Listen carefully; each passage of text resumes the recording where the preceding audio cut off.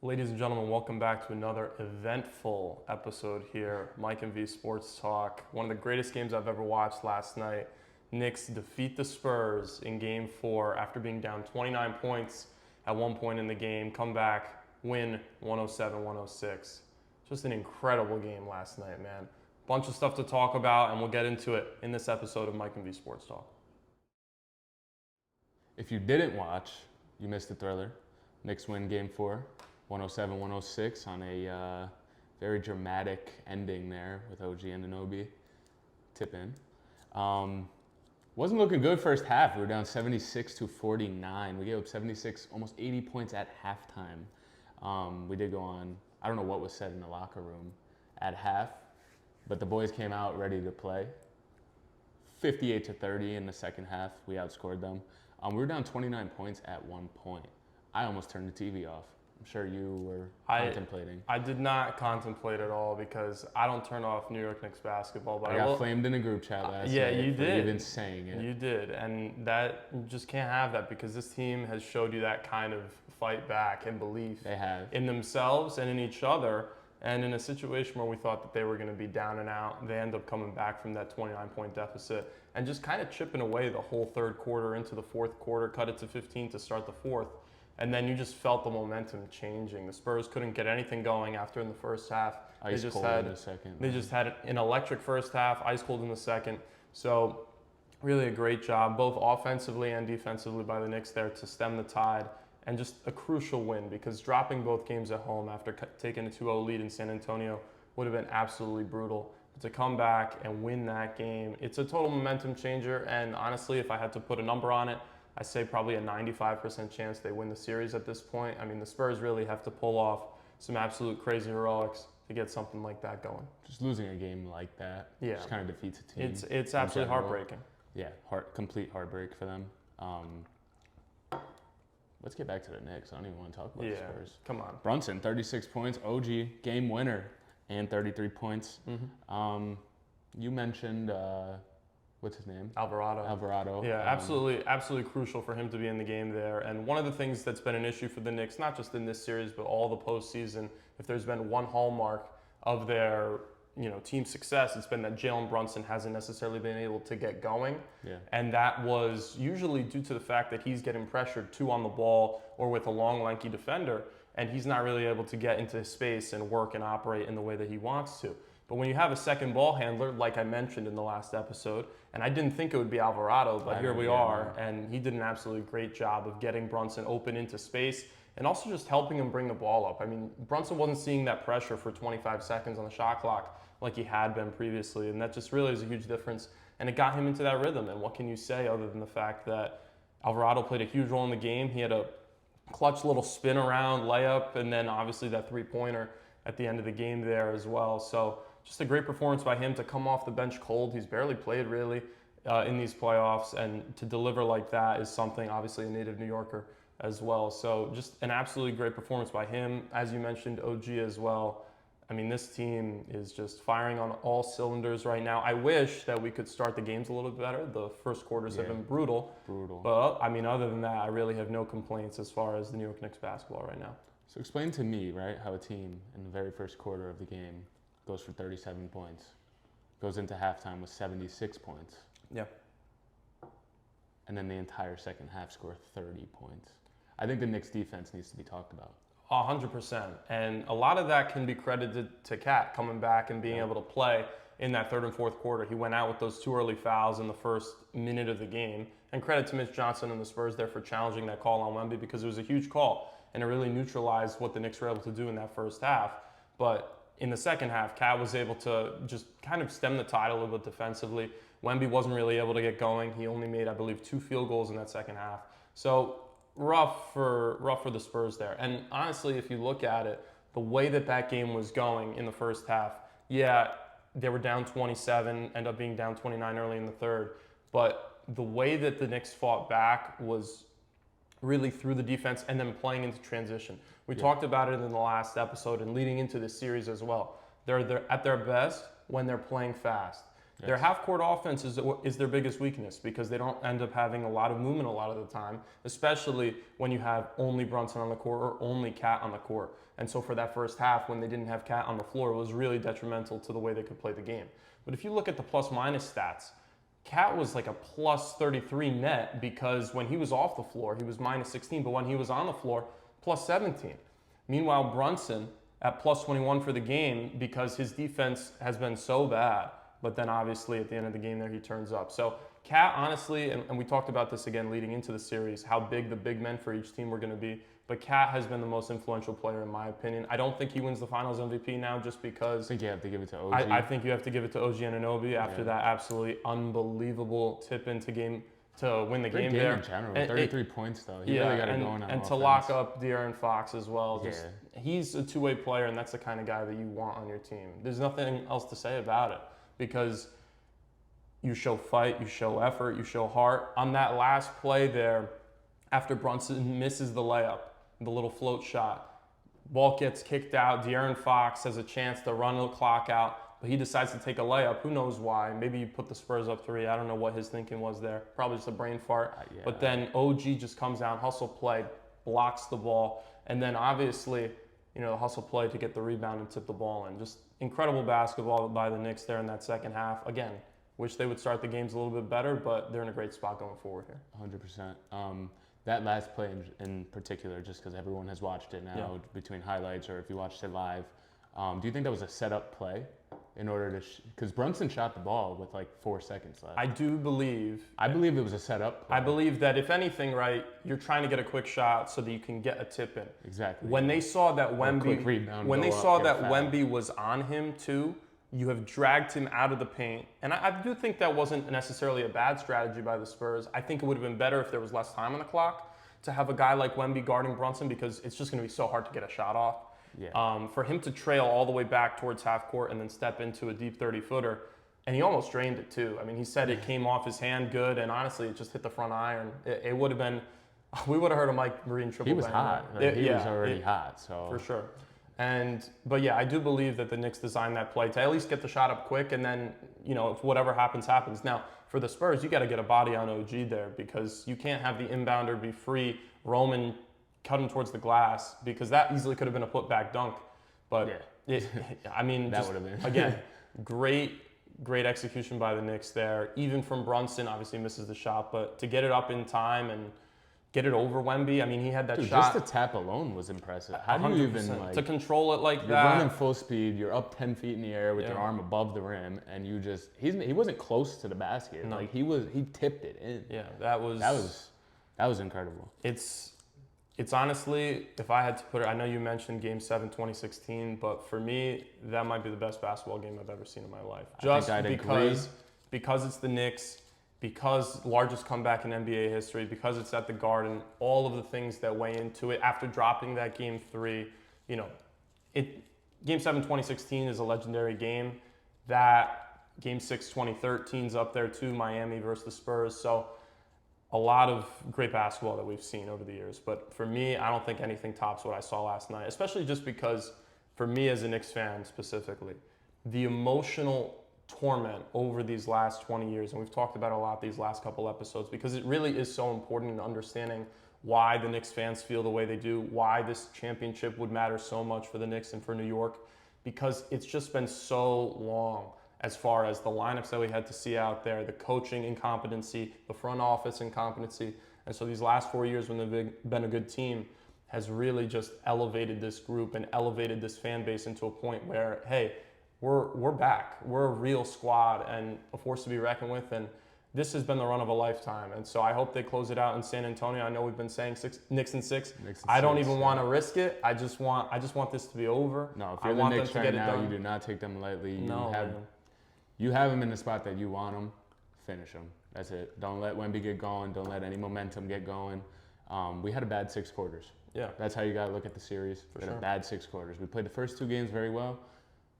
Game 3, we played okay. We didn't play great. And even they played well, for stretches of that game, but it just felt like the Spurs didn't let them get to the point where they could take a lead, right? The Spurs just kept pulling away a little bit to the point where they ended up with a 4-point win there. So honestly, we talked about it in the last episode again. All of these games have been great games. Super Great close, games, down to yeah. the finish. Exactly what we want if you're the NBA. Now we know why they extended the series, because they knew that these ratings are through the roof. Highest rated finals game appearances since 1998 with the Bulls. Like, crazy stuff happening. It's got And- people watching basketball that don't usually watch basketball. Oh yeah, so for sure. But I will say, the more eyeballs on the sport, the more eyeballs that you get watching your game, the better it is for the sport, the more that it'll grow, the more money goes into it, and the better product that we see on the floor. And that goes for any sport, with football, with baseball, hockey, for all I care, even if you want to say the World Cup, which we can get into in the future episodes here with the United States, hopefully getting out of their group. That's a whole different situation. Yeah. But I'll just say this, the Knicks have made me proud to be a Knicks fan, and I wasn't able to say that for a very large portion of my life. And so I'm ecstatic right now. I was telling you guys last night, like, the emotional tension that I felt in that last quarter of the game. Even, I thought that they were going to lose, personally. Like, I didn't feel like they were down and out, but they just were, right? 29-point deficit, no one's ever done that before. I thought that way, and then I'll tell you the exact moment. In the fourth quarter, when they got within 9, and the announcer goes, "This building is shaking." Yep. Mike Breen. That's when I was like, wait a second, we're going to do this now. It was incredible, man. It was incredible. And I was almost brought to tears. I think the tears will come out if they do win the championship. But I just can't explain how that game was the most incredible thing to watch, honestly. The most emotionally draining game that I've watched since 28-3 Falcons and Patriots. Yeah. And that's when I was a little kid. So for a game to match up to that level of like emotional tension it's just incredible. And you saw the energy in the Garden. The Spurs had neutralized that. And I do want to talk a little bit more about the Spurs too. De'Aaron Fox, Stephon Castle, Wembanyama. We can get into that in a little bit. Even Harper. But Dylan Harper as well.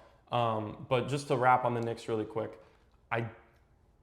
to understand the emotional weight of that game and to understand that you have the greatest fan base in the world behind you, nobody left their seats. It's easy in a game like that in New York City to try and beat the traffic, get out of there. You got so many celebrities, so many rich people who got better things to be worried about. But tens of thousands of dollars on tickets. Well, that is true. That is true. But I will say, for all those people to stick around and to try and get the Knicks back into the game. I mean, you heard the whole time when they were down, just anything that was happening that was positive for the Knicks, the Garden would erupt. And that's the kind of energy. And I think finally when they got on that run, they understood. Those fans didn't sit down for the whole fourth quarter. Oh, no. And that's just unbelievable. So credit to the I Knicks think fans those who were fans there. perfectly describe New York as a city. For sure. Just there's no quit. There's Yeah. no quit at all. No quit. How do you feel about the crazy fans outside after Listen, throwing eggs at Wemby? That was funny. personally for me, I'm not a fan of things I'm not a like fan that. of that stuff either. I just put I that don't out want to act like that's a good thing. I will say though, There's a difference between celebrating. there's a and- difference between celebrating and literally assaulting somebody, because that's what that is. Yeah. Pretty crazy, but at the same time, Fuck him. I don't care. for the New York Knicks, man, and for the ride. fans, go Let 'em crazy, ride. man. Go take over the streets. Don't be climbing on light poles. Don't be tearing down the city, but go crazy. Fill up those streets: 7th Avenue, 8th Avenue, 6th Avenue, Broadway, Times Square, everywhere. Get out there and celebrate, man. We got one more win to go. But let's pivot a little bit to the Spurs now. How do you recover in this situation? Down 3-1. Only one team has ever done it. Well, I guess the only good news is the last 2 of 3 games will be at home. I don't think there is any good in this for them, honestly. Because you feel like you played your best game in that first half. Yeah. And you they went played and their absolute executed best perfectly, did and everything still you had to lost. do. Yeah. It's hard because what do you say? Okay, let's try and get out to an early lead. Well, you did that. In every game, you've gotten out to an early lead. Let's try and kill them. Let's try and get to a point where we can be on top at halftime. Put up 80 at half, or not 80, 76, and lose. Yeah. After you put up 30 in the second. It's deflating. That's brutal. It's deflating. I think we have taken everything from that team at this point, and we For just sure. need to finish it off now. For sure. I mean, I'm looking at these plus minus numbers, and they're actually crazy. Green here on the left for plus, and red on the right for minus, and it's just littered. Wembanyama, I think, what is this, plus 28 in the first half, he was on the floor. Wow. and then in the second half, it's just downhill from there. So crazy. And again, we talked about this before we started the recording. The Spurs play basically 7 guys. I mean, Cornette didn't even get on the floor. He would have been their 8th. So for them to be that involved and invested in a game that was where they were up 30, obviously you understand the weight of it. You're trying to go back to 2-2, but those guys are drained now. And you get the extra day off, the travel day, but just absolutely draining on the body. You know, for a game like that where you're up, you would think you'd be able to get a little bit of rest, a little bit of breathing room in the fourth quarter.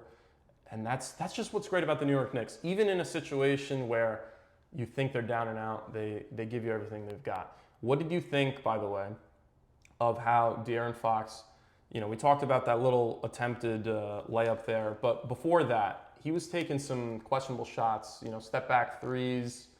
How did you feel about that? I don't know if Vegas had money on the game and paid him to miss, but he embarrassed himself last night. He was As taking a pro prime James basketball Harden player, shots. his clock management, time management, shot selection, everything was off last night. It didn't even look like De'Aaron Fox. I don't want to disrespect him because I actually do like him as a player. I think he plays both sides very well. But, dude, what are you doing? In a must-win game, in the NBA brutal. Finals, biggest game of your life, what are you doing? Yeah. That's all I got to say. I can't believe that, because was- he's supposed to be the veteran of the group too. That's what I'm saying. You He's know, supposed to run the whole offense. Yeah, And you know, Harrison Barnes gets be the limited guy. playing time, but he's obviously an NBA championship. But other than him, it's De'Aaron Fox, and he's your starting point guard. He's running your offense like you just said.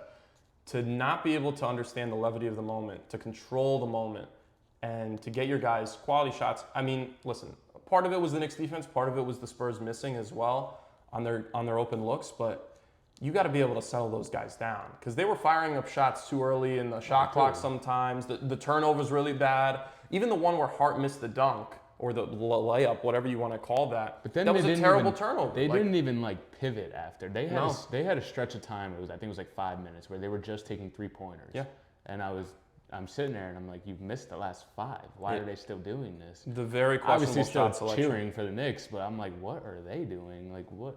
Why is this a thing right now? Yeah, But very it is what questionable it shot is. selection. We got the dub. That's all I care about. Oh, 100%, 100%. And there's nothing more that you could ask for than the way that these 4 games have been played. You know, and we talked about that last episode. I do think that this has probably been the best final since 2016 as far as competitiveness. Yeah. You know, Warriors Celtics was really competitive, but all of those games ended up being more than 10 points at the end of the Yeah. game. And you know, love Steph, Is it my favorite player. 3 1-point games now? 3 1-point games. The first game was more than 1 point, but That yeah, was the second, more. Then the it was second game, 105, 104. yeah, the second game and the fourth game have been 1 point. But Like that's. I mean, what else can you ask every for? game has been within 10 points to Oh, close, yeah, yeah. and that's wild. And even game 1 was a 10-point game, but it was a 1-point game going into like 2 minutes left in the game. Yeah, it was just free throws So, that made it at yeah. the end. What are your keys now for the Knicks to close this out? If I just What want do to, they need to do? I just think you need to play better in the first quarter, right? Limiting the dumb basketball mistakes. We had a lot of discussions about that after game 3, and I think they did a better job of it the going into second game half, 4. yeah. Yeah, especially in the second half. I do think you unlocked something a little bit with that Jose Alvarado situation, right? Getting a second ball handler next to Brunson is huge because you allow him more room to operate, more room to work. I do think that could potentially be the difference going forward. I'm not saying to start him or anything, but I do just think bringing Bridges in when he's in the game and pulling him down towards closer to Brunson instead of having him be in the corner, I do think that would help a lot. You know, having him roam from hash to hash, something like that potentially. And then of course, Cat, I love the guy. The dumb fouls have to stop because that was honestly just his own negligence, and that Yeah. took him out of basically the whole first half. Yeah. So you can't have that happening. And you lose rhythm like that too. It's not just not being on the floor. 100%. It's also you not being able to take shots and find your groove. So Mitch got to get up earlier than he's used to. exactly, It's all- yeah. And you saw he was gassed after the first 4 minutes of the game. That's because he's playing a Wemby that's not gassed. Exactly. So it's It kind of messes everything up. for sure. Going forward, at least, I think we had the worst 6 quarters for Knicks basketball that we've seen in about 2 to 3 months. Yeah. I think we need to play our game. Like I keep on saying, play Knicks basketball. Knicks basketball is get a stop on defense, push the fucking ball, move it, spread it around, get a nice shot that you want. Play with tempo. That's what we do best. That is what the Knicks do. We saw first half, still settling for shots, three-pointers, getting into sets, 20 seconds into the shot clock. That's not our game. That's just not our game. We don't have the ISO player to be going and do. We do. We do, but he's a closer. He's a closer. You can't. I think the biggest issue that they've had, and this is since his tenure started 4 years ago, is they try and play too much Brunson ball. Yeah, and over that 13-game winning streak, they didn't do that. Dude, he gets 25 when we're just pushing it up the court anyway. That's what I'm saying. What more do you want? He's better when the attention is on other people, so he can actually work one-on-one. But when they're double teaming him and they're not allowing him space, the other guys have to step up. And honestly, in that first half, they didn't. Shamet didn't play well. McBride taking some really bad shots. And I love Deuce. He was taking some really bad shots there. So thank God for Alvarado coming in, doing a great job. Josh Hart, he hit 1-3, I believe. Got to be a little bit better, I would say. But you know what? But defensively, did a great job. So I can't complain about that. Key for me, like we said, to start the series, though. Cat versus Wemby. Where does that end up in Game 5? Who dominates? Because in the minutes that Cat was on the floor in this game, he was elite. He was probably the best that he's been in this series. And that's crazy to say in a game that he didn't score a lot. That step back three. But yeah, that step back three was crazy. But it's just his presence. It drags Wemby out of the paint, and it allows the Knicks to operate in a way that they're not able to. You see when Wemby's in the paint and in the paint area, that the Knicks they're dribbling in, trying to get in, and they just immediately do a U-turn. That's the kind of gravity. When he's out of the paint, they're able to take those shots. And the Knicks' bread and butter, it's not the three-pointers. Even though that's what got them on that 13-game win streak like crazy, it's not the three-pointers. What they're able to do... Well, three-pointers in transition, but not when they're settling for three-pointers. Exactly. You never want to settle for shots. And I do think when they're pushing the ball, like we said, they're in a great spot going forward. We say it time and time again, defense wins championships. For sure. That second half, we legitimately saw it. Every single possession was a stop on defense real quick. Boom, push it up the floor, score a couple points. That's the only way you're going to come down from 29. That's how you need to start the games. Yeah. For you, and I want to ask you this because I think it's important kind of to get it out there. Never a jinx. Don't want to do that. But the Knicks are in control of this series. So I want to talk about this before we figure out who would win an award like this. For your finals MVP, you have, in my opinion, 3 options. Obviously, Jalen Brunson, head of the snake, Cat, and then OG. A lot of people were saying after the first 2 games, Cat. I think he's kind of fallen back on that list. Again, it depends who has a good closeout to this series, but in my opinion, after that Game 4, I think it's OG Anunoby. I mean, I wouldn't be mad if any of the 3 get him. As long as we win the series, I don't really care about all the awards and all that type of stuff. In my opinion, right now, as long as he plays well the rest of the series, OG is the finals. 100% OG is the finals MVP. Yeah. 100%. It's just his value on both ends of the floor. He made one of the greatest Knicks shots ever. Yeah. Ever. And he brings so much to the team and able to hit. I mean, he was 7 for 9 from 3. He's been underrated his whole career. Yeah. Like, he's always been good. And when they made that trade for him, when they gave up Barrett and Quickly, I remember my reaction to it. I was like, damn, for a role player? I didn't want to give up because RJ that's what at all. If we're being honest, he's an elite role player, but he is a role player. Like, he's not somebody who's going to dominate the ball. But you know what? He's not going to be in your big 3, but he has proven to be able to step up in clutch moments. And honestly, his offensive capabilities over these last couple of years have gotten a lot better. And he's been able to handle the ball and make turnaround jumpers. He's not just settling for 3-pointers, but he can knock them down when he needs to. I think he plays, honestly, with the most composure on the entire team. Yeah, I mean, you saw him he's setting the tone. He makes the tip in, and it's like he doesn't even care. He doesn't even care. It's just a little smirk. The series not over yet. Small smirk. Yeah. And it was great, man. I love the way the Knicks are handling this, too, even at the press conferences after and everything. They're still, one more game to go. One more game to go. They're not even celebrating at all after that game. Good, they shouldn't. And they shouldn't. You're right. Nothing's been done yet. No. Job is not finished, as Kobe would say. It's not. But this has been a great series so far. And again, we will have, once there's a conclusion to it, we'll have an episode out for that. And then obviously for the World Cup as well. This has been Mike and V Sports Talk. That's Mike. I'm V. We'll see you guys soon.